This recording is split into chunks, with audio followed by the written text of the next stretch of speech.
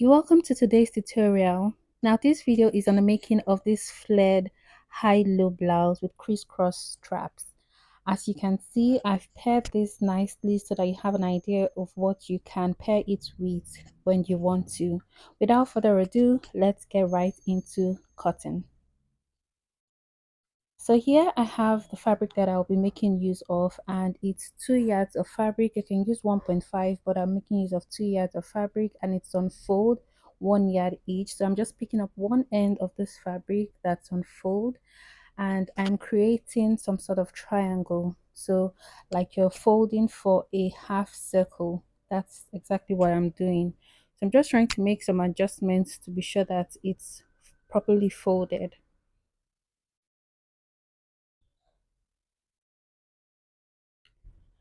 So please kindly ignore this marking that I have here. I was actually using this for another tutorial. So without further ado, on this line, I will just get half of my shoulder measurement, and that is 8 inches, which I have there already. I'm marking my neck width of 3 inches, and then I'm marking my neck depth of 4.5 inches. And then I'm just going to connect this line.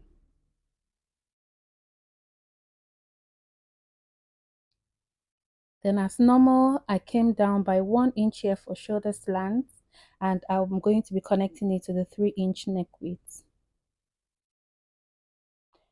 Now from this point, I'm going to be taking my arm, half of my armhole measurement. Half of my armhole measurement is 7.5 inches. So note the way I'm placing my tape rule. So I'm taking 7.5 inches here. I'm going all the way to the top to measure what I have is 8.5, and I'm also imputing that 8.5 on this folded part. And I will square this line. So this line now will serve as my chest line. So I'm also imputing half of my shoulder measurement here, and I'm also going to connect it to the top. So on this chest line, I'm going to impute a quarter of my bust measurement. That's 9.5. I'm adding half inches for each and 1 inch for seam allowance. From this point here, I'm going to be taking the full length of my blouse. Now the full length of my blouse is 27 inches, including all the stitching and bending allowances at the bottom. So just follow along as I rotate my tape rule, and I'm marking 27 inches, which is the full length of this blouse.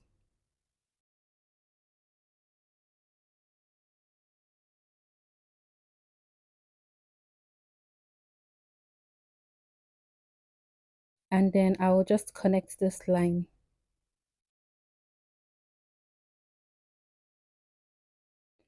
So for me, to get the high-low effect on the front pattern, on the front fabric, I'm going to go up by 1 inch. So you can do 2 inches, 1.5, it all depends on you. And I will connect it to the middle of the dress like this. And then I will connect the sides. You can depending on how wide you want it to be, but I'm just going to extend my ruler out because I already have enough fabric and I don't want to waste it. So I'm extending my ruler out, and I just connected the sides. So now I'm just going to cut as is. I'm totally ignoring creating an armhole because we really don't need it in this instance.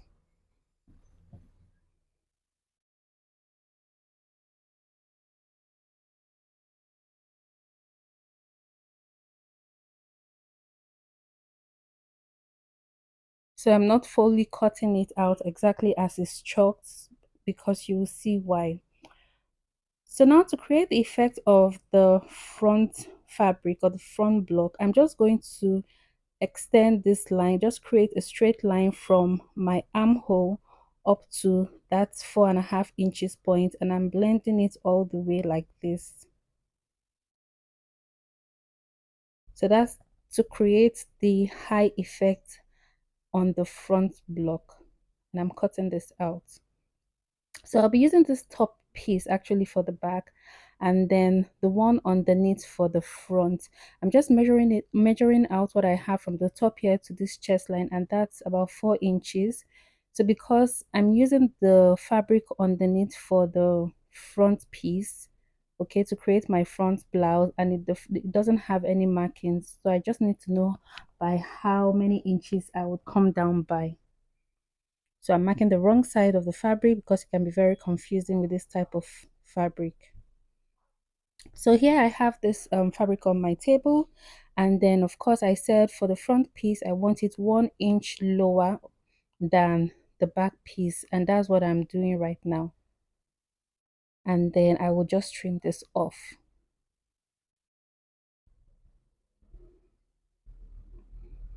So that's sorted out for the front piece, and then I'm also going to get the other piece which I will be using for my back.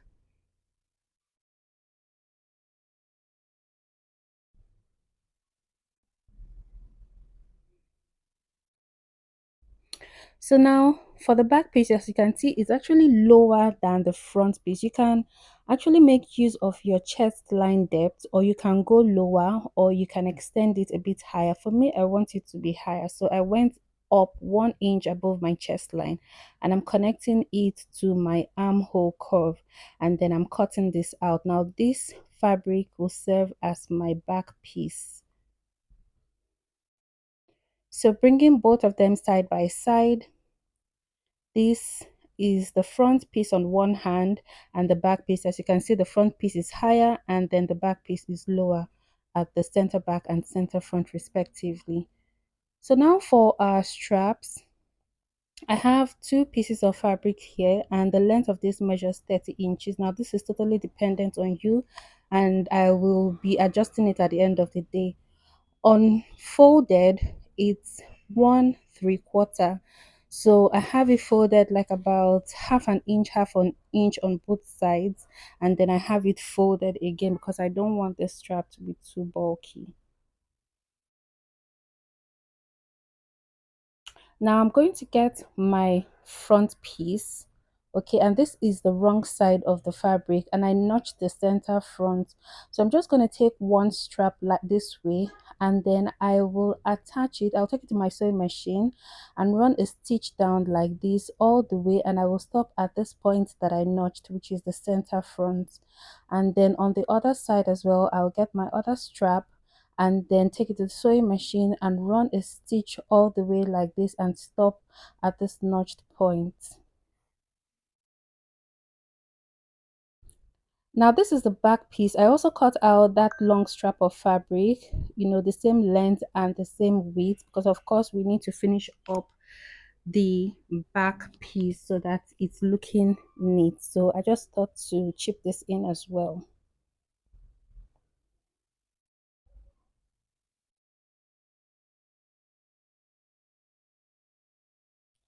Now for the front piece, as you can see, I've run down the straps on both sides, and then what I'm doing is just notching this, okay, so that it's easy for me to fold over the strap onto the right side.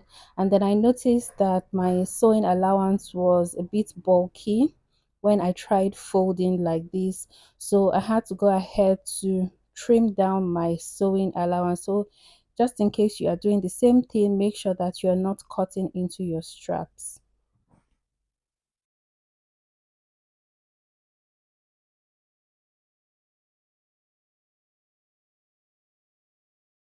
So recollect that we made our initial stitching on the wrong side of the fabric.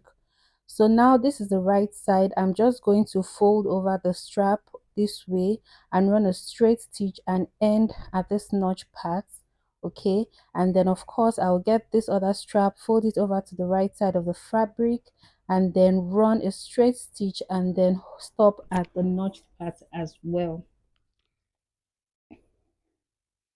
I'm done sewing one end of the fabric, and I thought to just show you what it looks like. So I ran the stitch all the way till the very end of the length of the fabric, and I'll also be replicating that for this other strap as well. So I'll fold it over to the right side and then start from there and run a stitch.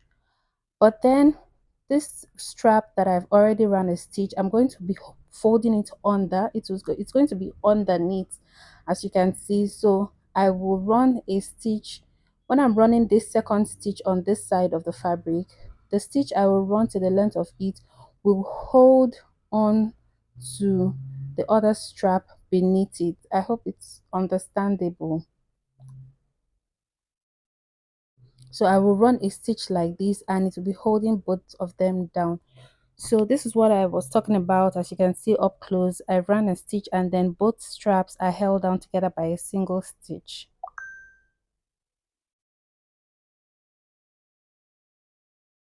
Now I'll get the back piece of my fabric and then I'll place it on the right piece, right sides facing each other. Just trying to confirm that it's the right side.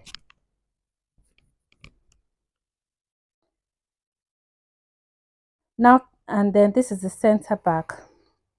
So to determine the wideness of how far apart we want the straps to be placed, I recommend 5 inches. I actually chalked 6 inches, I think, but I found that I was too far apart. So at the end of the day, I actually stitched at 5 inches. So I'd advise that you stitch at 5 inches. Now to determine the length of the strap that you require, because this strap does not have an adjuster. So recollect that we came down by our front step by 4.5 inches, and because this strap is not straight, it's slanted, you need more inches so that it's not choking. So I added 1 inch to the 4.5 inches, so that's 5.5 inches. And then for the back depth, we came down by 7.5 inches, so that's about 14 inches in all. So the length of the strap that I will require for this project is 14 inches. So from this point where both of them are joined together, I'm just measuring 14 inches. I actually ended up measuring 14.5 inches, and then I am trimming off the excess. So I'll just measure 14.5 inches on both sides of the straps and then trim off the excess. So if you have watched up to this point, thank you so much. Please don't forget to share, like, and subscribe.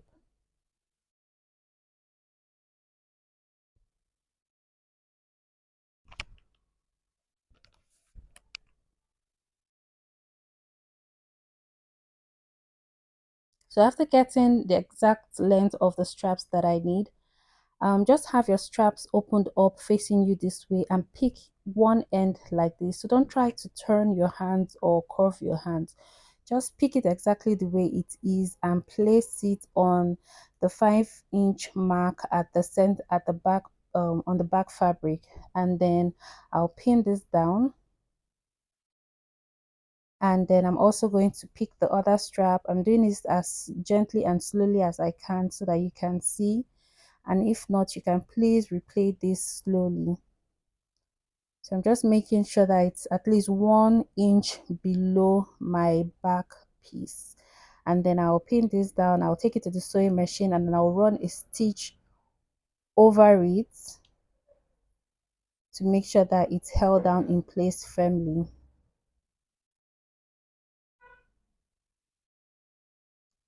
And then of course I'll pair the sides together